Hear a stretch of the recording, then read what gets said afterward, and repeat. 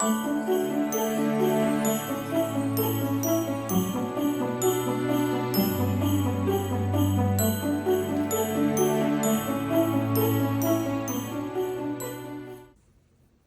crafty friends, I'm Kerry Ann from Shabby Art Boutique and thanks for joining me in my craft room today.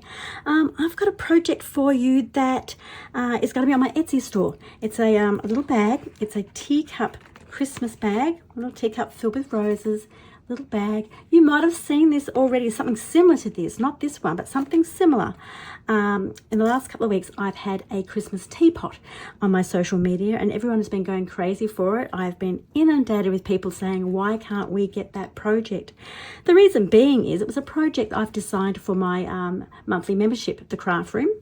It's a 3D bag that, we do a lot of 3D projects, as well as a big digital kit each month. The ladies also get a couple of bonus projects, and over Christmas we've had quite a few bonus projects and this was one of them, or the teapot was one of them. To give you an example of what we do in the craft room, for those people who are still on the fence about joining this month, I thought I would make this project and share it with you in Etsy. It's a really quick and easy little project. It's a beautiful little bag. I'll just take this out and show you. There's actually quite a bit of room inside. And you could put in there tea and chocolates and cookies, gift cards, cosmetics, perfume. It's big enough to hold, a nice little sizable gift for a female friend. So I'm going to go ahead and show you how to make this, and I will put the listing down below if you wanted to pop over to Etsy and purchase this one. And I'll also at the end of the video talk to you about joining the craft room.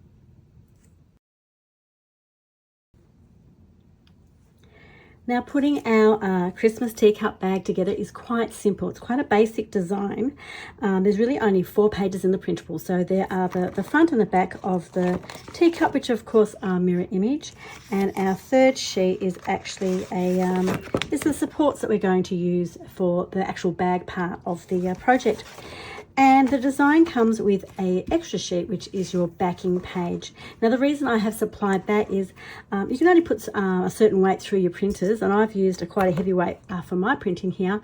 But by backing it with another sheet of the same weight, we're just making it extra strong and sturdy. So I have actually printed mine on 230 GSM matte photo paper. Now, if you're in the US and Canada, that is 62 pounds matte photo paper. And I also set my printer to the high quality, or some printers actually call it best quality. Now, I just wanted to quickly discuss about that because it's come up again during the week, and it comes up quite frequently when people contact me and say, my printouts don't look like yours, they're not as bright. And the reason nearly always goes back to the paper you're using. It's really important to use coated paper with digital, mainly because the coated paper has a coating on it that stops the ink bleeding into the paper. If you're just using a cardstock or a paper even, it just bleeds in slightly and it mutes the color, and that's why you don't get those nice bright vibrant colors like this. Also, the color of your white is really important. You want a nice bright white paper. Now, I'm in Australia and I know a lot of people watching this are not. So if you're in the US, Canada, over that northern hemisphere, on Amazon there's quite a few papers you can use. I know I have used the Koala brand, but I haven't been able to get my brand here in Australia. I have brought the Koala brand paper and it is a bright white like this. So there's one that you can go to and try. But there are lots of papers out there on the market. Just make sure you're buying a coated paper. And yes, they will be a little bit more expensive, but they won't fade and they'll last for ages. So, and you just get these lovely vibrant colors. So to start this project off, I'm going to back each of these 3 sheets with one of these backing pages. I'm just going to use a white glue and I'm going to spread it out very, very thinly on the back. Pop this on the pink sheets on the back of them, and I'm going to leave it overnight and put some heavy books on it so that it dries really flat and smooth and hardens up for me. So time's a good thing to have on your side sometimes. If you can just put things aside to just to completely cure like that, they'll be even stronger tomorrow. So I'm going to go ahead and do that, and then I'll come back and we'll put this teacup bag together. I left the 3 pages overnight to dry thoroughly, and they're really quite rigid today, which is absolutely perfect. So all that's left to do now is to cut out our 2 teacups and the 3 little pieces that are going to form the basis of our box. So grab a drink, sit back and relax, and I'll show you how easy it is to put these together. Now for the base of the teacup, I'm going to use my metal ruler and a blade to cut that part. You could use scissors, but it's not going to be as level as if you use like a knife to cut it. And I'll show you, we just want to have this little bit here completely flat, because that's what's going to sit down on the surface of the table, and also what your box base is going to attach to. So that's a really important part, to be quite straight. But the rest of the design I'm going to cut out with my scissors.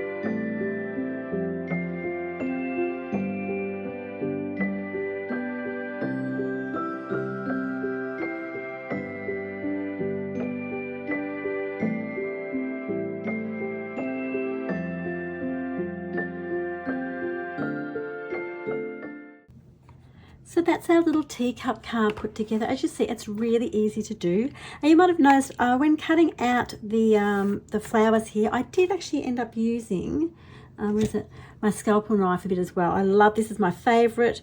It's my Tim Holtz one. It's well used, as you can see, but it's got a really, really sharp point on it. It was just quicker to actually get into some of those little points using it. You could do it with scissors, but it was just easier with the knife, I felt. So that's an optional one for you. But yeah, once you've got the two sides cut out, all it is putting those three little pieces together to form that little box part in the middle. And as you can see, really easy to put together. Now you could leave it like that and just have it as a box, or you can put some handles on it. Now I'm using, you know that paper raffia you get on the roll that's twisted, and then you can actually unroll. I'm using that. One of my members in the craft room told me this week that you can actually buy these already made and on little paper strips from Temu. I don't shop at Temu, but if you do, you might want to look at for those there. Apparently they were really cheap, but I'm just using twisted white raffia rope from the discount store, and I've cut these ones at 10.5 inches, so anywhere between 10 and 11 inches. It's going to sit in there quite nicely and give you a big enough handle to hang on to. So I've cut two of those. All you have to do is just sort of keep at the middle area there, just twisting it around in your fingers just to give it that curved edge. It does it really easily. So I've done that with those, and I've also cut, that's the handles, and I've cut 2 extra strips of paper that we're going to place over the top of them once we've put them inside the box. And they are 4 inch by 1.25 inch, but that's not an exact, just like thereabouts. You don't have to be too precise with that. So I've cut those, and the point of having those is when we put these in the box, I'm just going to go ahead and glue them in. I've already had a look at it and worked out at about the 5 inch mark from inside the box is where I need to put them. And then these little papers will go over the top. Paste it over the top and you won't even see them in the box. Okay, so it's just a little step. You don't have to do that, but I just think it makes it look, really finished and polished looking. So as I said, I've just marked in there with my pencil at the 5 inch mark. So I simply put my ruler in there and worked out about 5 inches was about the spot I wanted to put them. And it's really easy with this paper because there's spots on it, so it makes it a little bit easier to line things up. And I'm just going to put some glue on here, probably about 1 inch of glue, like that. This is probably the fiddliest part of the whole process, and even this is not that hard. I'm just going to eyeball it, get them roughly in there at that 5 inch mark. The first one's easier. The second one you've got to actually match it up with the first one, but I'm just going to sit it down so I can push those down, make sure that they're looking straight. So with that handle in place, I'm going to put a little bit of white glue on the back of this little piece of paper and just stick it over the top. I'm not sure how well you can see that actually on the camera, but I'm just going to put a little bit of glue on here. Put that down flat to do that. And just use my spreader to spread that out really thin. Wipe that bit extra off. Right. Take that, and hopefully you can see what I'm doing. I'm going to put that straight over the top.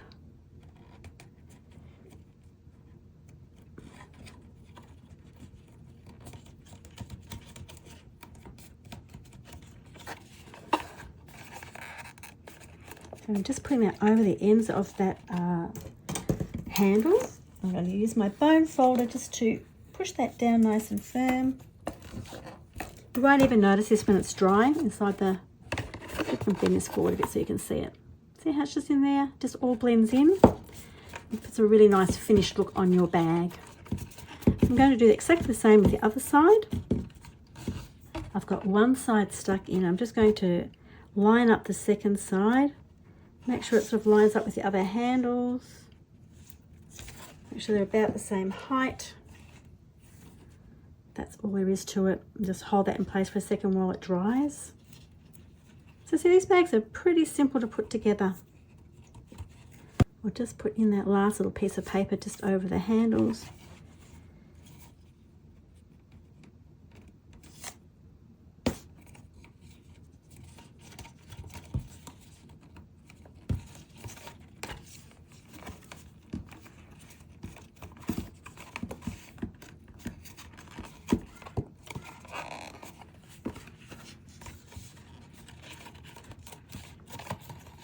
There we have it. Just gotta let it to dry, but that's our bag all done. Really cute, really easy, but looks really impressive. You know, what a lovely way to give a gift. So that's our little teacup Christmas bag all finished. Really quick and easy project. I've just finished mine off with some of the Ranger diamond stickles, just to give a little bit of sparkle to the berries. That's why I didn't do the roses, just a little bit around the berries. Hoping you can pick that up in the light, but it's just a really small little add-on that gives it that extra sparkle. These bags hold a lot, as you can see. They're easy to put together. They cost you virtually nothing. So they're a really fun little project. So you'll find the link for my Etsy store for this listing down below in the description. And if you enjoyed this project, I hope that you will subscribe to my channel so that you can see more of the projects I'll be doing, not only in Simply Christmas over December, but also going to 2026. I'll be presenting lots of free projects there as well. Also, be sure to check with my website. You can access the freebies library and get lots of free printables, and there's lots of tutorials. I think to date there's about 480 freebies over on my website. So there's lots there to explore if you're enjoying these projects. This was one that was originated from the craft room, and it gives you an example of what we actually do in the craft room each month, along with a really large digital kit. We also make fun projects, and we have our design team also providing inspiration. So if it's something you've been thinking about, don't miss the opportunity to join up. It's only a couple of more days left to join. As I said, the doors only open twice a year, in May and November, so the opportunity for 2025 is almost up. So yeah, don't forget to subscribe to my channel, and I hope that you'll join me next week for our next project. I'll see you then. Bye for now.